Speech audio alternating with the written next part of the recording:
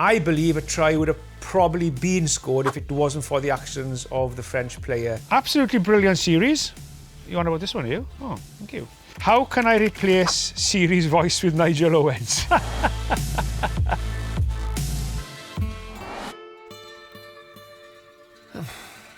Looks like the party's on hold till Friday. Wait till Friday. There's one more game to go again. Poor old Wales, eh? I am still deflated. But oh, what a game. It had everything. Probably one of the best Six Nations games I've seen for a long, long time. Quite a few refereeing decisions to talk about. We'll get to that later on. But before that, let's see what you guys have been asking me this week. Jacket on? Well, he's on. Here we go. Let's get into these questions.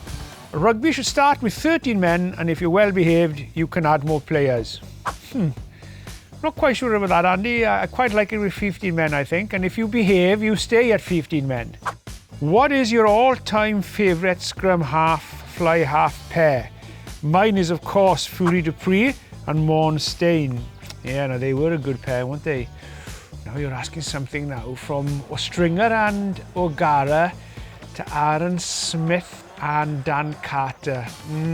That's a tough one. That's a tough one. I'm going to go with Aaron Smith and Dan Carter. Nigel, what was your favourite country to referee in from a point of view of enjoying the country outside of the rugby match? Now, damn, there's a good question. I loved refereeing the south of France, particularly for the food and the restaurants and the steaks. Oh, but I'm going to go for South Africa. Especially Cape Town. I loved officiating in Cape Town. So much culture. It really is a wonderful, wonderful country. Keith Spriggs, absolutely brilliant series. You want about this one, are you? Oh, thank you. It explains the rules of rugby to the layperson. The laws. Laws, not rules, laws. Can a penalty kick be awarded after a try and before the kick-off? Very good question. Yes, you can. So let's say a try is scored and then there's an act of foul play or dissent by a player towards a referee or to another player. After the try is scored and the conversion is taken, restart on the halfway line, penalty against the side that defended. And the last one for today is from Mel Beeswax. If you were a time machine and could travel back to a different era to ref a match, which teams or players would you choose? Oh, I think I'd go back to the 70s, I think, when you had the likes of Phil Bennett, Barry John, Gareth Edwards, JPR, Gerald Davis, all those wonderful, wonderful Welsh players. Back to those good old days. Right then, let's try and get through some of these decisions. Quite a few decisions to talk about with the referee and the TMO. Now, I haven't got a lot of time because I've got the cows to feed, so we'll get through it as quick as we possibly can. But I have to say, I thought the officiating team of Luke Pearce, Wayne Barnes and the other two assistant referees did a great job under a huge amount of pressure on them. And I think Wayne Barnes has just landed himself a new job as well. I think he's in the next James Bond film. Right, let's get into it. Rees-Zammit, no try.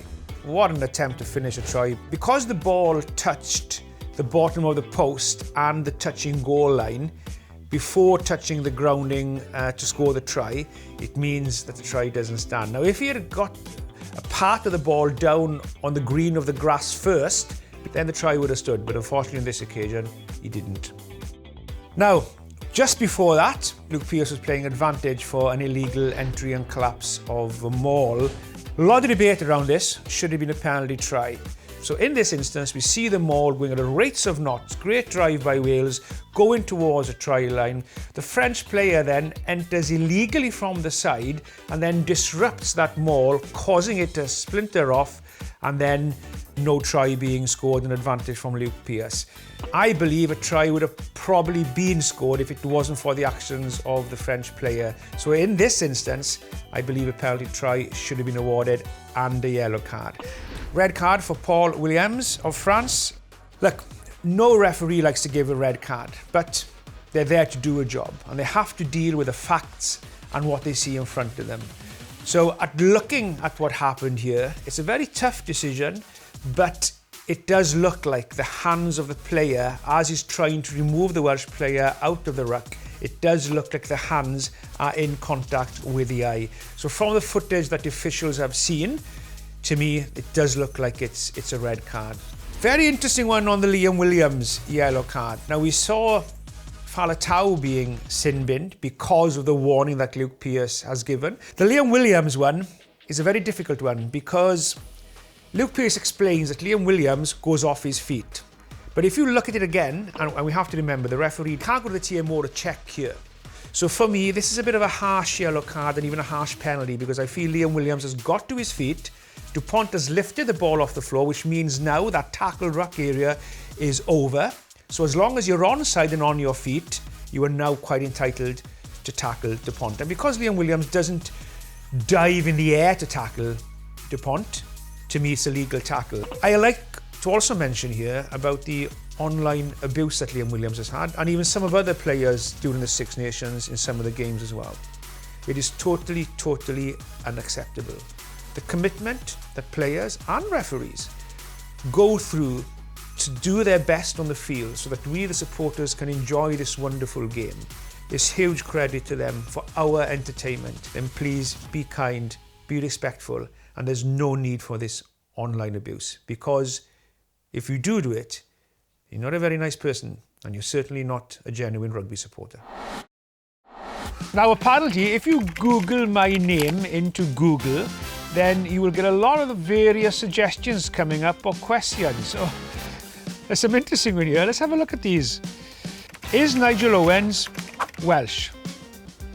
Well, yes. Is Nigel Owens retired? Nearly. Although not retired from this work. What has happened to Nigel Owens? I've been busy doing Whistle Watch. Is Nigel Owens a sir? I've been called many things. Sir's not one of them.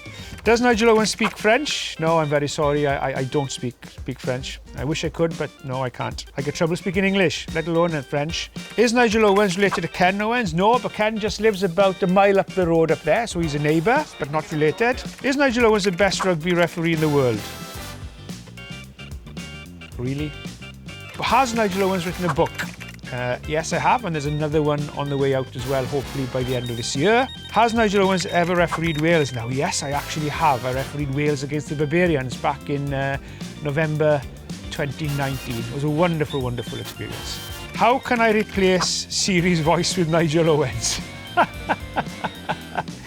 Oh, that's a good one. Yeah. If you do manage to do that, let me know how it sounds. Hey Siri. Oh, hello there.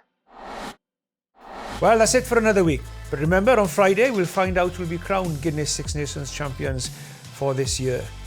I'm confident Wales may still be crowned champions. Pretty sure Scotland are going out there to give it their best. Well, I hope they are. Now, those whistles still need watching, so I can guarantee you I'll be back once again next week for the last in the series of this wonderful Whistle Watch.